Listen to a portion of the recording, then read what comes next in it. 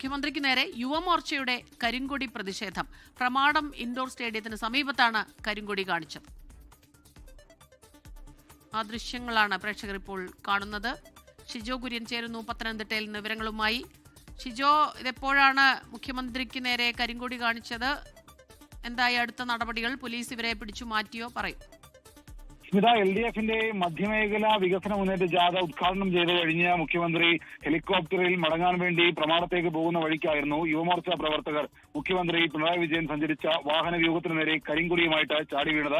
യുവമോർച്ച പ്രവർത്തകരായിരുന്നു മുഖ്യമന്ത്രിക്ക് നേർക്ക് കരിങ്കൊടി കാണിച്ചത്.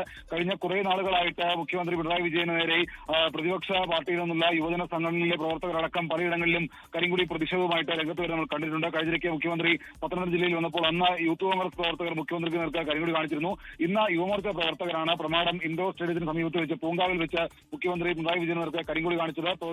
പോലീസ് എത്തി ഈ പ്രവർത്തകരെ പിന്നീട് അവിടുന്ന് മാറ്റുകയും ചെയ്തിട്ടുണ്ട്. എന്തായാലും മുഖ്യമന്ത്രിക്കെതിരെ തെരുവിൽ വലിയ പ്രതിഷേധം നടത്തും എന്നുള്ള ഒരു പ്രഖ്യാപനം യുവമോർച്ചയും യൂത്ത് കോൺഗ്രസും ഒക്കെ നടത്തിയിട്ടുണ്ട്. അതിന്റെ തുടർച്ചയെന്നോണമാണ് പത്തനംതിട്ടയിൽ LDFന്റെ മധ്യമേഖലാ വികസന മുന്നേറ്റ ജാഥ ഉദ്ഘാടനം ചെയ്ത് കഴിഞ്ഞ് ഹെലികോപ്റ്ററിൽ മടങ്ങാൻ വേണ്ടി ഇൻഡോർ സ്റ്റേഡിയത്തിലേക്ക് പോകുന്നതിന് സമീപത്ത് വെച്ച് മുഖ്യമന്ത്രി പിണറായി വിജയന് നേരെ യുവമോർച്ച പ്രവർത്തകർ കരിങ്കൊടി കാണിച്ചത്. ശരി, മുഖ്യമന്ത്രിക്ക് നേരെ യുവമോർച്ചയുടെ കരിങ്കൊടി പ്രതിഷേധമുണ്ടായി. പ്രമാടം ഇൻഡോർ സ്റ്റേഡിയത്തിന് സമീപത്താണ് ഈ കരിങ്കൊടി കാണിച്ചത്. ഈ പ്രവർത്തകരെ, പ്രതിഷേധക്കാരെ പോലീസ് അവിടെ നിന്ന് നീക്കുകയും ചെയ്തു. ലോകത്തെവിടെയായാലും ഏത് സമയത്തും 24 വാർത്തകളും ഓഗ്മെന്റഡ് റിയാലിറ്റി പാക്കേജുകളും എക്സ്പ്ലെയിനറുകളും വിശദമായി കാണാൻ ഞങ്ങളുടെ യൂട്യൂബ് ചാനൽ നിങ്ങൾക്ക് സബ്സ്ക്രൈബ് ചെയ്യാം.